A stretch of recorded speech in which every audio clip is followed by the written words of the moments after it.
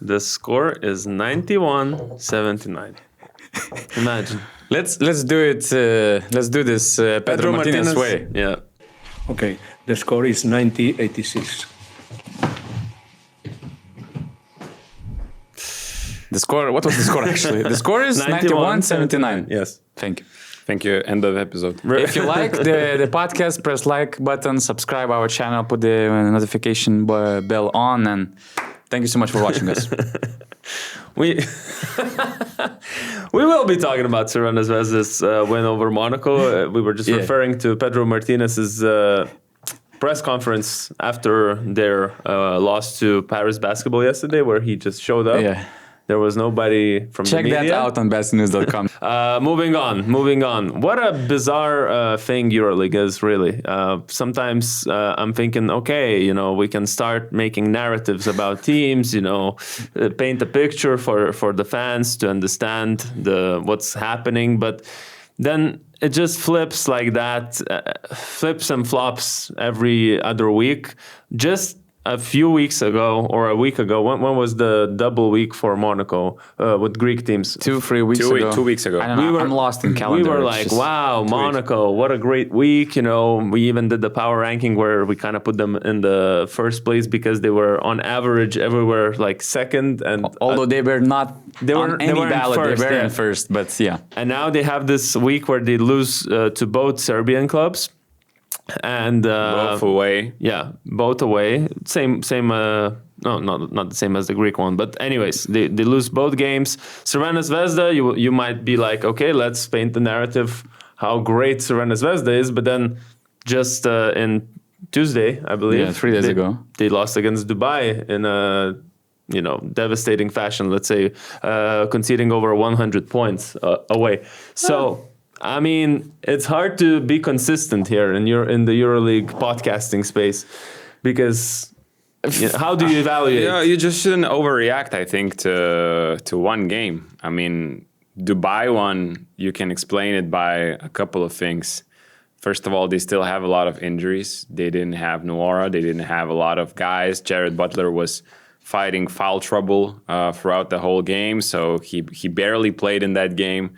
So where does your scoring come from? And Zvezda, I don't know, after a trip or whatever, I see a lot of teams in Dubai play with a little less energy, a little more defensive miscommunications. Zvezda had a lot of that. I thought, Sasha Obradović also could have made some things different in that game, probably not playing like Uroš Plavšić to start the first quarter or that. So, but I would say that it's more about the trip. It's more about the missing players. It is more about them playing away because, let's be honest, Zvezda playing in Belgrade is a different beast, and we saw that yesterday again. They're still undefeated at home with Sasha Obradović as the coach. Obviously, they lost the home opener against Milan, but since Sasha took over, they haven't lost a game at home. Also, in the Dubai game, maybe some X factors were there, like Kamenias with 20 points after he was averaging 1.5 points per game. Like, how can you expect that this guy is going to dominate inside against you? Or just Avramovic being on the court. I think he helps Dubai basketball a lot. They were missing that guy who could calm the game down just to be a playmaker for a lot of scorers that they have. But anyways, they just beat Monaco in a win that's, I don't know, had so many, I think the commentator said, there's a hero born every minute in this game. And for Crvena Zvezda, that was the case. Starting with, obviously, Cody Miller-McIntyre. I think without him, without the engine, it doesn't really matter who else we're talking about, because it starts with his defensive effort. It starts with his playmaking. He had 8 assists in the first half. Yeah. He finished with a double-double, 12 points and 10 assists. And by the way, Dubai did a good job. Why they won a game against Zvezda? They were forcing him to create from his left, where they felt that he was not very comfortable with. And it kind of panned out. I mean, obviously there are a lot of other reasons, why Dubai won that game, or why Zvezda, as you mentioned, wasn't the usual Zvezda. They also attacked Motiejunas, but yeah, that helped. And at home, he felt his own way once again. It's just crazy the way sometimes he runs to It's a fast break, one of the fastest players, and he has a lot of strength as well. So he's like just a train running over. And sometimes I'm thinking, oh my God, he's just going to throw the ball somewhere and lose it. But he's somehow still under control in transition, just constantly, pressuring Monaco's transition defense. Speaking of narratives and overreactions, do you think that Cody Miller-McIntyre is one of the more underrated players that we have in the EuroLeague? For sure. I think his stat line isn't going to be the most flashy in terms of he's not going to be our top scorer. I mean, he's putting numbers everywhere.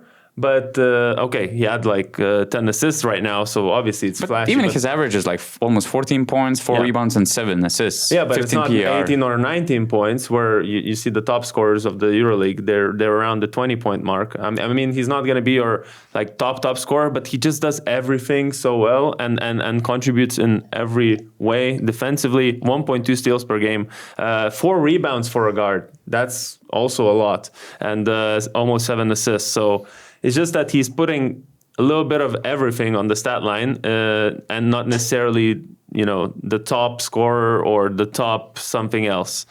That's why I think he's a little bit underrated. But he's never going to be the top scorer. He's playing the second most minutes in the league, 31 minutes almost per game. So basically he's playing as much as he can stay on the court because of all the injuries Zvezda have. But, he's never going to be a scorer, top-tier scorer, just because, his shot is somewhat unstable. He's shooting 29% from free, 56% from free throws. But as a floor general, as an engine of the team, what he brings on both sides of the court, he's really good. But I think this was the welcome to the EuroLeague moment, and just... For Jared Butler, it was I have arrived to the EuroLeague because he was struggling to start, rushing too much, just as he did in this game. In the first stretch he had when he entered the court in the first half, he was trying to do too much, and it wasn't really successful start to this game. But in the fourth quarter, in the second half, in the next entries to the court, he was always attacking. He was doing that successfully. In the fourth quarter, he scored 13 points, a couple of three-pointers created by others. But in the end, I think 3 isolation plays that actually sealed the game. And, this is what Zvezda lacked. They signed a lot of forwards. They still had Cody Miller-McIntyre, but I think a guy that can score off the dribble from outside, a guy that can dribble inside and score from there, just to create all kinds of shots for himself. So I thought that was, I have arrived, and now I can make this team, I move this team into another tier of when you're ranking the EuroLeague teams. I was thinking a little bit that we might have overhyped a little bit his arrival. When he signed, we were like, oh, this is one of the most talented, but now I think this game just proved that there wasn't just talks, because he has the potential to be one of the top scorers in the EuroLeague. In 18 minutes, he scored 20 points, knocked down three-pointers. I think, and just in general, it's so hard for these guys to adjust from the beginning, because we hyped, and for a reason, there was a lot of NBA talent coming over, and not just some buzz, but some really talented players, but they still find it tough transition period. Like even Spencer Dinwiddie, Shake Milton, who we thought gonna dominate EuroLeague basketball, Jeff Doughton, a lot of other players who were seen by many EuroLeague scouts as potential superstars of the EuroLeague, or at least star-level players. They're very inconsistent. It's really tough. So it's tough to make this quick transition if you don't have any previous EuroLeague experience. And he was coming in during the double week. He barely practiced before that Maccabi game. Then there was the Pana match where he was, 8 points, 4 assists, kind of okay. Then in Dubai, he scored 10, but it was mostly in the end when the game didn't really matter. When the score was already decided, because he was just in a foul trouble constantly. He was just basically, he steps on the court, it's his first or second possession, he gets a random call against him, just too much hands there, and now he does really solid. And I think we're just going he's just going to get better and better. But I'm also really interested how they're going to split the minutes with everybody coming back. They have just a ton of players in Crvena Zvezda.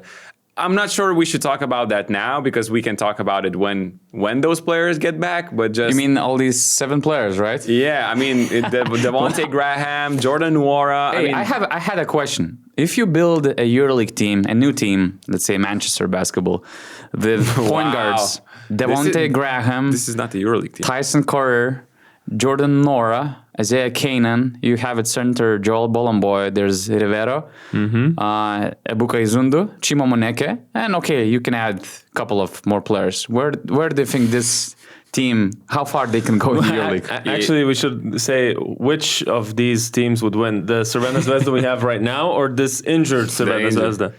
The injured one, I think, has a good chance. Oh, who's winning? Yeah, the current one. The current Chemistry, fit. Yeah. We haven't These seen guys haven't played for a long time. and we haven't seen Devontae Graham play at all, essentially. But that's crazy. But it's so awkward, but this might be a problem actually heading forward. How to implement all these guys back. But I think For sure will hurt the rhythm. Yeah, you see the whole chemistry right now. I mean, Exactly. It's a perfect chemistry. yeah. Okay, I can agree with that. Okay, they were missing Kizundo, for instance, and I loved Semi Ojile move at the center position for the last 4 minutes of the game. I think that he kind of not just for the last 4, he played in the second quarter as well. yeah, but just like Sasha decided to finish the game with Ojile at the 5, and it was a perfect decision because there were at least a couple of situations where Mike James or Struzel got to play one-on-one against Ojile, and they for sure missed those shots, and Monaco just couldn't. They were barely scoring in the last stretch. And that was crucial, I thought, in the second half. Zvezda started switching, and then even in the fourth quarter, they started switching and doubling. So you actually don't really see those one-on-ones because they come to double, they force you to kick the ball out, and they rotate so well. And they rotate so well, especially when they play in Belgrade. And you kind of don't have that advantage anymore. So they double, they give you that advantage, but they are managing to come back and to close it out on the rotation. So it was, once again, the defense they play in I don't know, I want to say Stark Arena, but it's Belgrade Arena now. Yeah, so it's impressive. 3 Serbian big bodies that I'm always looking at. It's Davidovac, Kalinic, and Dobric. I mean, Dobric for a guard is also quite tall, and they all have lengthy, arms. I think they cover the floor really well. That's why you got these quick recoveries. And talking about those other heroes that I was mentioning in the beginning, we spoke about Cody Miller-McIntyre, about Jared Butler. One was good in the first half. The second one kind of finished the game, but I think Ognjen Dobric had one of the best games of his career, probably 4 or 5 from 3, a couple of outlet dunks, I think, and just generally in the last 2 games he's been great shooting the ball. He's a local player, so there's that to add to the excitement of the fans. He got a steal. I remember that was a big hustle play. That was NFL steal. Yeah, NFL takeover. I would say it was actually his career high in points in the EuroLeague and efficiency. Right. Man, so, yeah. I'm surprised. I thought that was Doncic on the court, not Dobric. I mean, it didn't make sense. He was everywhere, shooting threes, beating Diallo on a closeout, dunking the ball in that transition play, starting from Motiejunas NFL pass. I mean, that was a wild night for Dobric, but he deserves that, because he is usually doing all these little things that make an impact, but doesn't necessarily are displayed on the box score. So now it was Dobric's night, and even more 4 or 5, and Zvezda finished with 12 of 18 shooting. From the 3-point range. Wow. I mean, I don't know if you noticed that, but I didn't. They barely missed a 3-pointer in this game. They shot better from 3-pointer than from the free throw line. That's something. Yeah, 3-point shooting was their best percentage in this game, and that was ridiculous. Yeah. What, really? Yeah, because exactly. 2-point percentage is 48. 48, yeah. Wow. Yeah, I was watching the game and I was like, so when are you guys going to cool off? And they just didn't. Yeah. And the one thing I liked about Dobric was his connection with Donatas Motiejunas on that quick inbound pass. It was there was a coach's challenge, there was a review, and before Monaco were shooting the second free throw, Donatas looks at Dobric and he's like, just doesn't say anything. He just looks like Run, this. brate. Run, brate, yeah. Because I don't know why, but Donatas understood that Alpha Diallo is not going to take him somehow, some way. And He knows them. He knows them probably, yeah. And you can see that it was, premeditated and he just starts running. Motiejunas throws that pass as quickly as he can, and just 2 points. That was a little detail. Just realized there were two guys who know very well how Monaco plays. Sasha Bradovic and Donatas Motiejunas. Both guys, one who just literally left the team. And there was Nemanja Nedovic. There was a super interesting game yesterday because of how many connections there were on the court. Yeah, that was quite a revenge game for them. Yeah, first. Both got expelled from the team. Exactly. Know? I saw Motiejunas. I think. Wait, I wrote down this note. I think Elio Kobo fell on the ground. There was some kind of physical play, and the camera turns to Dimo immediately. He's like, "Get up! Stop flopping to his former teammate." And I'm like, whoa, okay, Dimo. Although it felt like he kind of burned out. I mean, he was only 2 of 6 from the free throw line. He didn't make a single field goal. And it was unusual, quiet game by Motiejunas, at least offensively. Defensively, it was not that bad. It's actually crazy how Zvezda managed to rotate. Even with Motiejunas or Plavšić on the court, they managed to hide them so well that their defensive rotations that they play, it feels like that they enjoy playing defensive rotations as much as, I don't know, scoring, throwing lobs, dunking, shooting threes. It's just crazy. But again, local players. I think it all starts from having amazing local players who want to be star players in their roles, who doesn't complain about minutes they get, who do not complain about getting benched. They're like, okay, the next guy on the court, do your job. I did my. Let's continue, and they're just supporting the others who are on the court, not taking the game selfishly, and that's huge for Zvezda. And it's always been with these teams from Serbia, from Lithuania. I think that these two countries, Greece as well, the local players are super dedicated, and they make a great puzzle if you have a nice combination with the foreigners. Yeah, I thought maybe Davidovac, not that he got exposed necessarily, but I saw finally how to attack Davidovac, and that's with speed and not trying to shoot a three-pointer over him, because all these other guards who struggled against him, because we saw quite a few times where Davidovac kind of shut down the main point guard or scorer of another team, but this time Mike James kind of just went at him with his quickness, first step, and there were quite a few occasions where that kind of side of his defense was exposed a little bit. That's why I thought Kalinic was the better Serbian forward today, or last night rather.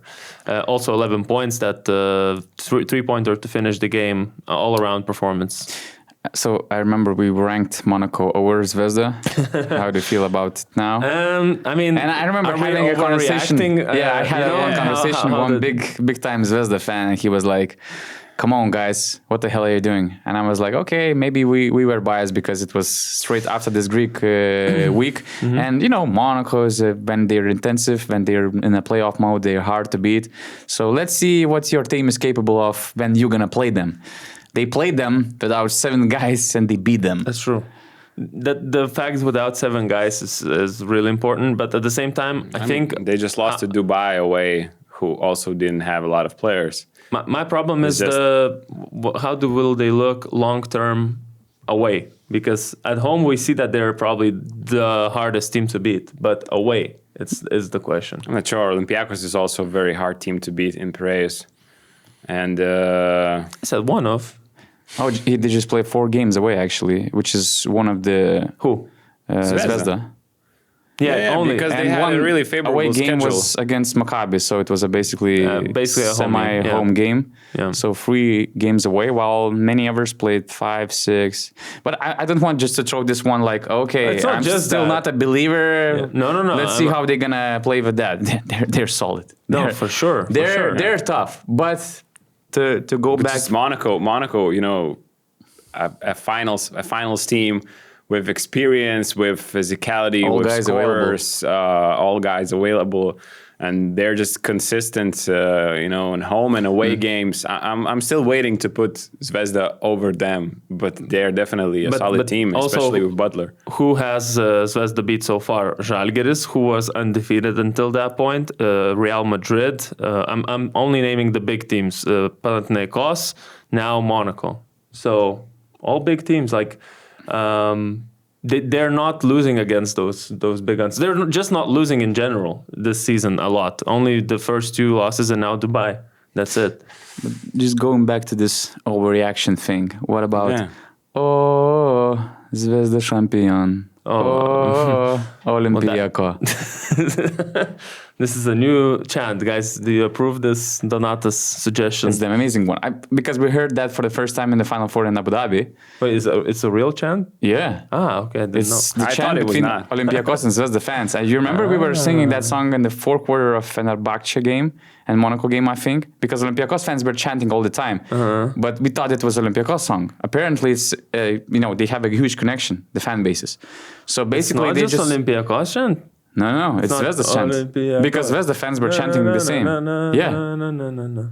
Oh, they say Zvezda champion in there? Exactly. Oh, okay. So that's where my question comes from. So Zvezda Final Four or Zvezda champion, or what do you think?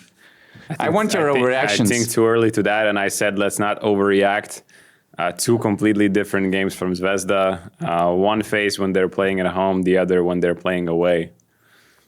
I'm not jumping on that. This year, right I now. think they have the best chance to finally make the playoffs compared to all these other years. I mean, the roster construction-wise, it's just and the way they're playing so far, and the coach they have right now. I mean, I think adding up for a top 8. 2 things here: the coach that I trust way more, and Jared Butler signing, and of course, some guys that they signed in the summer.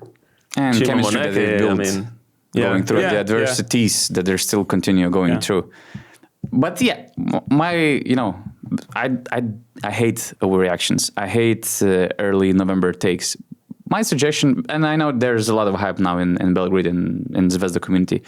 My honest suggestion would be, guys, step by step, playoffs first. And just in general, like the next game. Step by step, exactly. Cody Miller's McIntyre's approach, it doesn't mean nothing. The next game, because you can lose your head in November, but there's a reason why some big teams, big coaches say that, hey, let's look at the standings starting from January or February, because it's just too early. A lot of things can change. So be present and just embrace the growth and building for something. Do not overreact, but celebrate the game, because it's a nice one, the beautiful one they're playing right now. And subscribe to BasketNews.